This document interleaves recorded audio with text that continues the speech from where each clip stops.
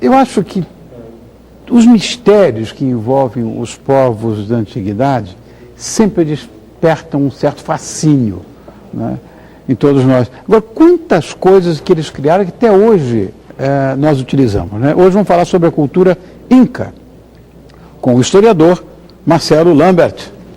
Olá, Marcelo. Tudo bem? Tá bom, meu velho? Como é que você está?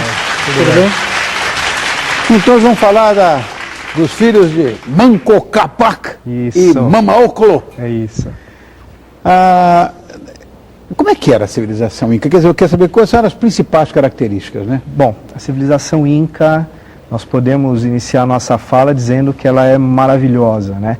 Também em relação ao seu conhecimento, né? A estrutura urbana que a civilização inca constituiu, né? Rony, para você ter uma ideia, a civilização ela teve em média 15 milhões de habitantes em todo o território andino onde os incas ocuparam. 15 milhões. Lembrando que as cidades eram extremamente organizadas, né? Havia uma preocupação com saneamento, né? Isso, a questão das águas, já havia uma preocupação através de dutos extremamente elaborados, né?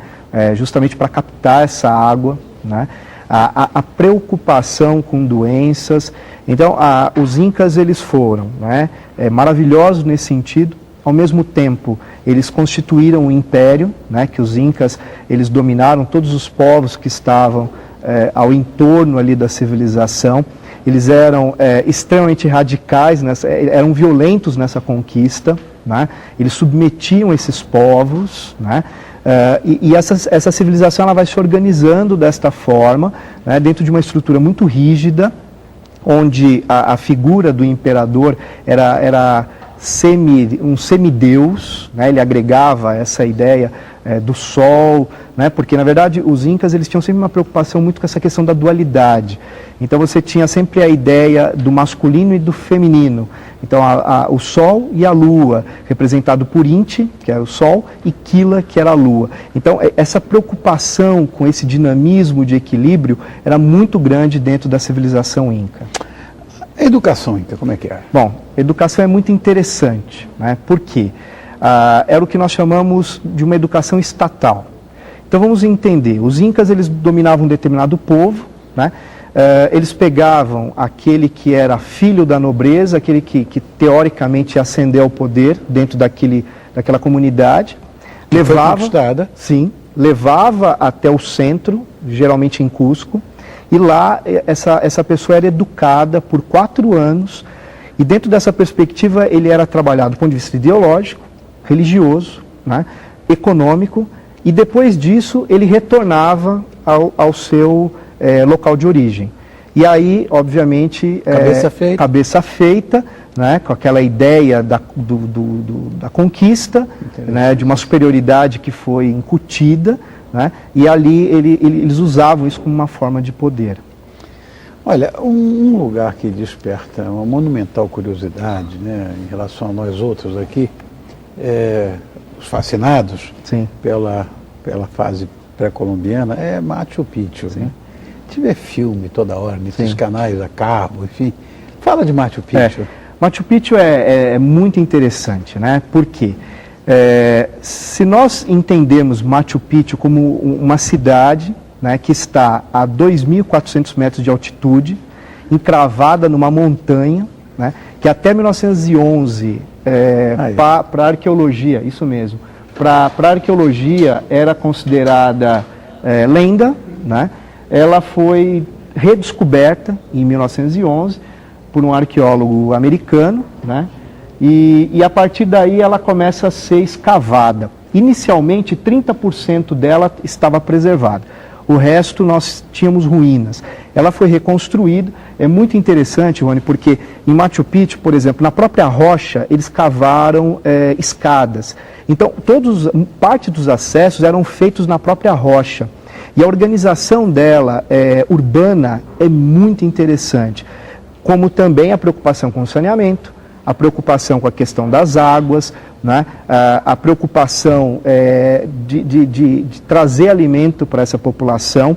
E Machu Picchu hoje, para nós, nós entendemos que ela tinha uma função básica, que era administrar a economia agrícola, e desconfiamos de que ela seria um ponto de refúgio para o imperador Inca em caso de guerra, devido à localização, à posição geográfica, que tem uma dificuldade imensa para chegar.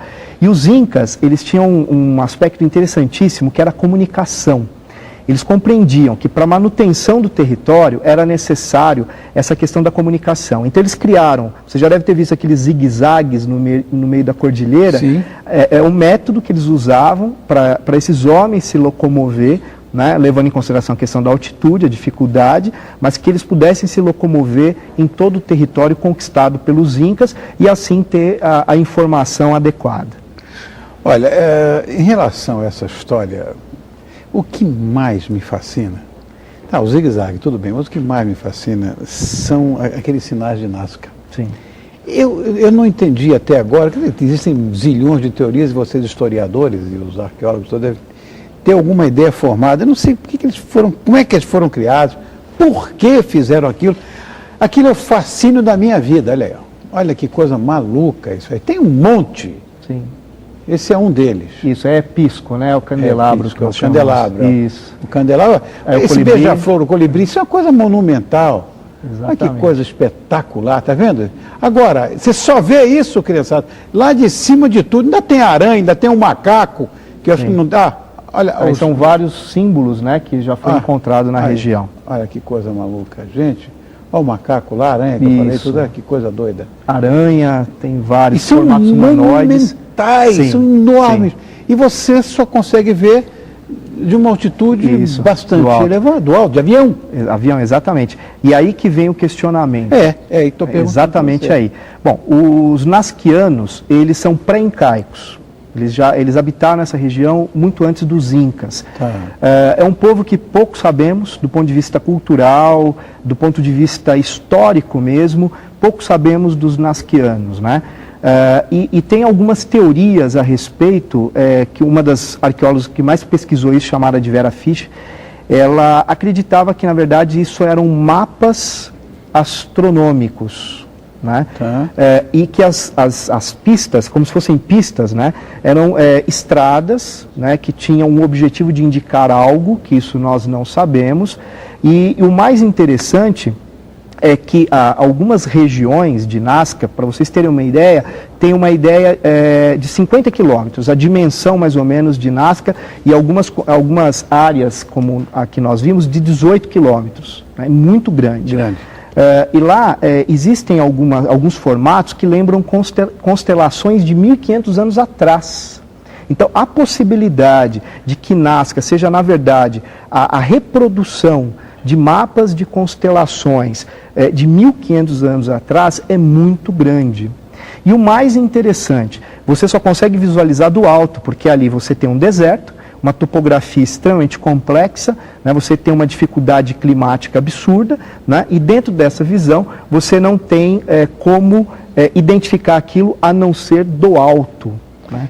Então a noção espacial, quer dizer, é impressionante. Então por que essa anatomia, por que essa morfologia, por que beija-flor, por que aranha, por que macaco, por que é isso?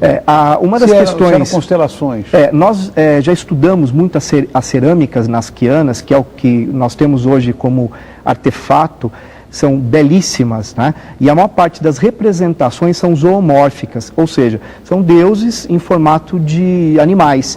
Então você tem a aranha, você tem o macaco, o colibri, que teoricamente seriam animais que teriam um sentido importante ali dentro daquela estrutura cultural. Dentro da representatividade astronômica. Também. Né? Porque não só, é impressionante quando você sobrevoa, porque você vê pistas mesmo e no meio esses animais. Então talvez a ideia de que haja uma relação com essas constelações de 1.500 anos atrás.